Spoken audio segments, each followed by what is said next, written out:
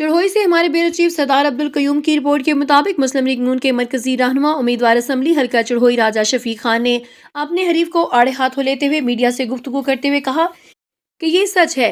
सच हमेशा कड़वा होता है, लेकिन आज सच बोलना नागुज़ीर हो चुका है। आज़ाद कश्मीर की सियासत में एक बार फिर बिरादरीज़म का जहरीला कार्ड खेला जा रहा है और अफसोस की बात यह है कि हरीफ ने बरमला तौर पर बिरादरियों की तकसीम को सियासत का हथियार बना लिया।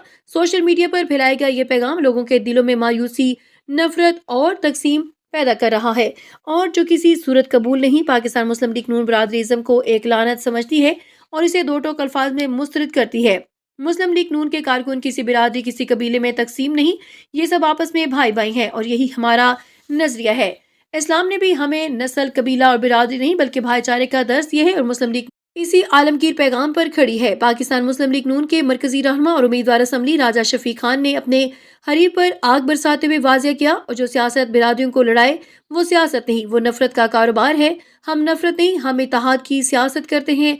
राजा शफीक खान का कहना था कि 1991 में भी बिरादरियों के नाम पर सियासत करने वालों का अंजाम कौम देख चुकी है और तारीख एक बार फिर खुद को दोहराने जा रही है। आज का वोटर बाशऊर है, वो तकसीम नहीं, तरक्की, इज्जत और भाईचारा चाहता है। यही फर्क है मुस्लिम लीग नून और बिरादरीज़म के सौदागरों में। कैमरामैन के साथ मैं हूं सरदार अब्दुल कयूम चढ़ोई से।